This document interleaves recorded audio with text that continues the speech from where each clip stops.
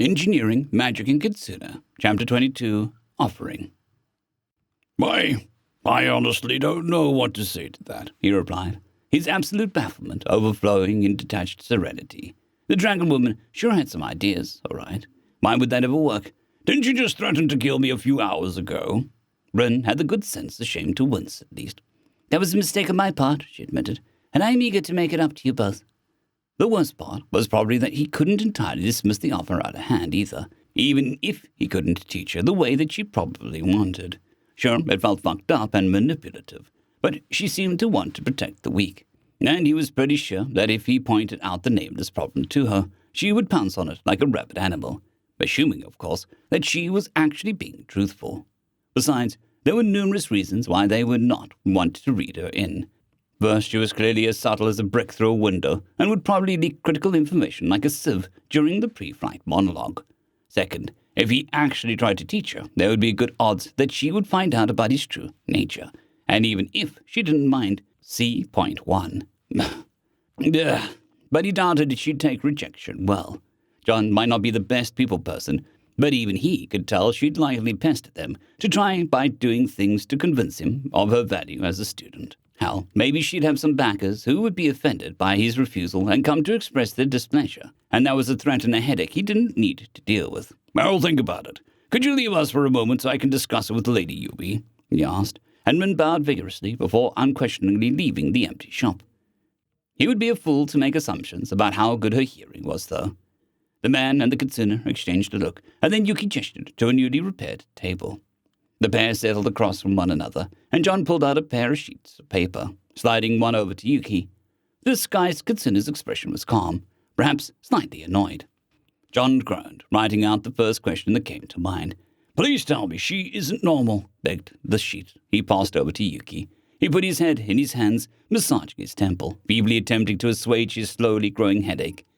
If the Outbound across all the nations were like this, the mere thought of meeting more than one at a time, with their egos clashing against one another, sent a shiver down his spine.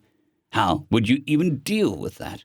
Could you deal with that, other than by brute strength to keep them all in line? Even if there were only a few minor incidents, the sheer amount of property damage alone would be untenable. A dull knock on the wood brought him back to the present, and his eyes snapped open again, though he wasn't sure when he closed them. Fortunately, no, the sheet read, and he breathed a sigh of relief as some of the tension left his body. Unbound do tend to have bigger egos than most, and some quirks do go with that, but it was unusual for them to be quite this pronounced, at least within my time.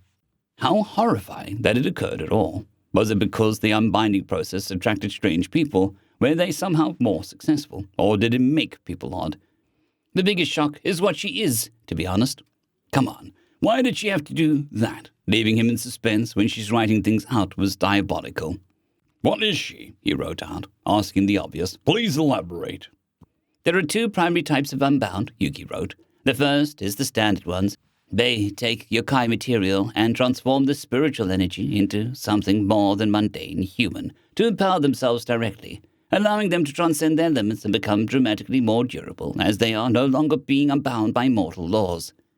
Below was a drawing of a human eating a scale, with the notes of process simplified. Then another drawing of exactly that same human, only with an aura around them. In addition, as they become less flesh and more spirit, it becomes easier for them to manipulate ki, leading to the ability to use or develop more advanced abilities. These are often simply referred to as Unbound due to being regarded as the standard, but they were initially known as the Reforged due to the heavy history with blacksmiths as the first Unbound. Now that was an interesting historical fact he'd love to dig into another time. "The second type is the yokai-blooded," the text continued, a drawing of a human eating a scale before becoming much like Rin below. "There's a way to take the energy into yourself, but purposely make it so that it partially overwhelms your natural energy to make yourself a yokai hybrid, and take on aspects directly associated with the yokai donor in question. This has its ups and downs. One of the most notable is that empowering yourself with yokai material related to your donor's type is far more efficient. However, unrelated yokai material is far less so. At best, you may achieve average efficiency with materials from yokai types vaguely related to your donor. A cover for her, for example. John's eyes widened, realization striking him. Pieces of a dragon couldn't be easy to come by. Therefore, So when Ren talked about her family possessing material from a dragon for several generations, it wasn't because they were saving it so much as it was because it wasn't worth using. It probably wasn't worth consuming normally, but turning someone into a dragon Yokai-blooded would be impractical in the long run. Correct, Yuki confirmed. If her family had a large stock of dragon material to slowly feed her, they would have probably kept her at home. It doesn't sound like she stored it, so I suspect Rin consumed it under orders, was used for some end by her family, and then effectively discarded for whatever reason, even if she doesn't realize it. She's almost certainly wandering alone, as she didn't show up with an entourage. Her situation could be interpreted as a gambit by her family for her to either get stronger or die trying, so they can maybe wiring some more usefulness out of her without more investment. John shuddered, disgust burning at the back of his throat at the thought of using someone like that, only to abandon them on the side of the road on some piece of trash. Who could do that? Who could do that to family at that? Yuki tapped on the table again, snapping him out of his thoughts. It's just a theory. We don't have enough information to draw hard conclusions. Read a message. He sighed. Yuki was right. It could easily be something else, even if his gut was screaming at him that her theory felt right. There was no point in getting worked up about some hypothetical. Right, he began aloud, suddenly stopping upon remembering himself and scribbling a message instead. What do you think of Ren's offer? Yuki slipped into thought for a moment, finally writing a response after a brief pause. I think the benefits outweigh the costs. You may not be able to teach her as much as she wants, but I can, with the occasional appearance from you where you teach her something obscure so she feels like she's getting an absurdly good deal. And you're truly willing to risk this disguise or her saying something that gets back to your pursuers, John wrote, and Yuki shrugged after glancing down at the sheet. It's not that big of a risk, even if she blabs after we emphasize not talking about it. Kitsune often disguise themselves to interact with human society to some degree. A three-tailed one acquiring some minor influence over a middle-of-nowhere town without approval, though technically against the rules, is unlikely to raise any alarm bells. None of my pursuers are the type to listen to the ramblings of someone like that.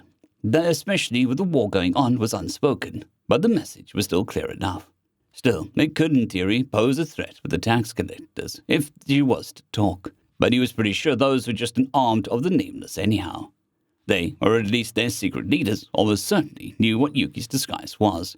Their skirmishes against the nameless were conspicuously absent of Yui, after all. Shit, now that he thought about it, the militia might ask questions too, given last night, but they were at least ostensibly aligned with them, so that was a less concern. Akada was presumably smart enough to not rock the boat for people trying to fix things when the local economy was being choked up by spider demons. Perhaps you're right, but even if we say yes, there are practical issues, he responded. Where'd she sleep? For one, if Rin's making the trek between Broadstrom Town and the fort regularly, she'll eventually get ambushed by Nameless and possibly killed. There is an easy solution for that, Yuki quickly replied. John narrowed his eyes. No, he said after trying to puzzle what else she could be hinting at, because to even suggest that was insane. Why not? She innocently asked, writing as smooth and as steady as ever. When I clashed against her, I got a glimpse of who she is deep down, and I can tell you right now that I don't know if betraying someone is a thought that could even cross her mind. She is very earnest. Right. If presence is an extension of who you are, it would make sense that such an extreme display of power, deeply tied to magic as presence would reveal a lot about oneself to a skilled practitioner. Rin's not staying at the fort, misunderstandings or not. She tried to kill you and threatened to kill me, even if she's not being deceitful. I'd say there's good odds she'll turn in against us at some point. Her attitude changed as a drop of a hat before. Why not again? Said attitude turned due to your character, Yuki bluntly replied, eyes narrowing. You displayed that righteous fury after she endangered others, and then unflinching kindness as you repaired all that was broken, when you would have been well within your rights to toss some coin or something to sell to the old woman and move on. She rightly concluded that you were an innocent and felt guilty for all the trouble in addition to being impressed by your sheer skill and control. John paused, a deep frown caressing his face as he fell into thought. It couldn't be that simple, could it? Given the circumstances, he was just doing what any reasonable person should do. You don't just casually destroy one's means of supporting oneself and shrug your shoulders. Much to his annoyance, he knew that Yuki was almost certainly correct about Rin's thoughts. Her ability to read others outstripped his own by orders of magnitude, and she had centuries of experience to back it up. Sighing, he replied, Still, inviting her seems to be a bit fast to me. She's still a threat. I'm not going to force the issue, as it is obviously your right to decline, Yuki wrote, expression grim. But I would ask you to consider how much safer her help would make things in the event of another wave of Nameless. If they wise up and attack more parts of the world at once, there's only so many places the two of us can defend. Fuck! She's right. Even if any important rooms were barricaded up when not in use, the sheer amount of damage they could do inside before being stopped, not to mention if Ike and Haru were somewhere less secure. He leaned back, looking up at the wooden rafters above he drifted into thought again. Why did they attack in such a clumped-up manner? He had been scrapping with them for years, and he had just assumed that they were unintelligent. But if they were being directed by a greater intelligence, why did they never attack when he was away during the day, or at more than one spot at once? What if they suddenly decided to change that pattern? John shivered. Fine, he finally replied. But we do this right. Here's my idea. They marched out of town, Yuki leading the crew through the trees back to the fort. Rin had a curious, bouncing energy, looking back at John whenever she thought she could get away with it. It would be almost endearing if he didn't know she went around challenging people in the street to fights. Weirdly enough, while he was extremely bothered by the whole duel thing, he felt he should still be even more hostile. Was that weird? There was something about how she went about it that coated the whole event in a layer of bizarre unreality that felt like a dream. Maybe that was the only reason he had even considered allowing her in, even if he didn't trust her. It was almost like watching a clown goof around, but the clown could pitch a car if they got upset. Yuki turned off the game trail at the small clearing, stopping in the center with the sun at her back. We're here, she declared. This spot was John's pick. It was nice and isolated. Nobody would bumble onto them, and Ike and Haru wouldn't be around to potentially traumatize. Here, Rin confusedly asked, looking around a little patch of rocks, grass, and dirt. Do you have something to pick up here? Perhaps you have a yokai to meet. Something like that, Yuki chuckled, shaking her head. John wordlessly walked past the baffled Rin, forcibly toggling on his magic protections on the way by, lest Yuki's presence get to him. He stopped a few feet from the disguised Kitsune's side, pivoting to face the tall dragon woman, her brow furrowed, and eyes darting between him like she was staring down at a devilish puzzle. I'm afraid that your knowledge of what's going on is terribly incomplete, like a painting half finished, intoned Yuki, and you should know what you're getting into before you commit. A challenge disguised as a warning to target the unbound sense of pride. What do you mean? Rin inquired, her long tail irregularly whipping back and forth behind her in agitation. This land, these people, a hidden threat chips away at them from within. Like a parasite, it cares not whether it kills its host, Yuki monologued, turning her gaze off towards the horizon before slowly closing her eyes. It was very melodramatic, and perfect for driving the point home to someone with a dragon woman's sensibilities. You speak in riddles, Rin growled, anger creeping into her voice. What danger do you speak of?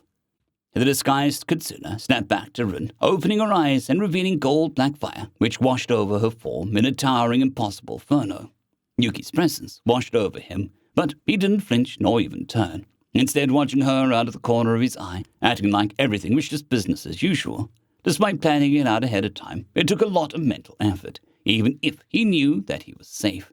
The idea of a raging inferno a few feet from his side was still both worrying and fascinating, given he had yet to solve the question of how she compacted her true form. Nonchalance on his part was needed for the act. 3 massive, billowing tails fanned out from Yuki's back, casting long shadows over the clearing. Rin's jaw dropped. You, she began, only to be cut off by Yuki raising a hand. You may call me Lady Yuki, she started.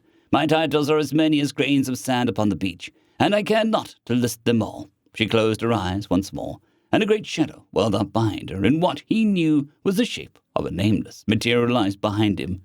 John fought down the urge to turn around and look at it. Monsters infest these woods and the town both, caring not to hide the true face of their greed, even if their shapes may change. Strands of silk wrapped around the hearts of the tax collectors, and they dance like puppets. Do you know what plagues these lands? Nameless, Rin Julian muttered, eyes wide as she stared at the projection before it dissolved into ephemeral wisps under the sun's light. They tear the people of these lands apart, both on the road and in their own homes, growing as a threat while leaving starvation and broken families in their wake, Yuki narrated. Lord John and myself, we worked together to stop them. Rin turned to face him, confusion evident in her expression, but she said nothing. Now was his time to shine. He just hoped he didn't flub his lines. It has been 5 long years since I came to this valley, these forests. John spoke as loudly as he could without straining his voice. And I fought the nameless endlessly, counting their numbers despite being cast out by society until recently. Perhaps by my hand. A few lives have been saved. None of that was a lie. Just liberal interpretations of the truth. I only recently returned to these lands after a long absence, Yuki explained, and I was shocked to find someone took up duties that should have been mine. Now we work together. We will see the nameless reduced to ash in this silent war. We will have you, but the war will go on, and the price of your tutorship is to stand by our side. Do you still wish to learn from us? Us, a shifting of responsibility from Rin wanting to learn from John to both of them. But any matter that might expose John's nature conveniently shifted to Yuki. But the Grand Rin returned, only to be cut off by Yuki raising a hand again. Has no bearing here. Kitsune already have liberties, more so in times of crisis. And Yukai bleeding good citizens of the Empire dry during a time of war certainly counts, Yuki explained, although it felt more like an order. Now, do you stand with us, Nagahama Rin? Silence fell over the clearing. Shakingly, Rin fell to her knees, bowing deeply enough to put her head on the ground. I would be honored, she called out. Nailed it! End of story. I'd quickly like to thank our Tier 5 channel members, Casper Arnholtz, John Creighton, Manatharia, 050, Dragzoon WRE, and Elijah Silvercross. Thank you very much.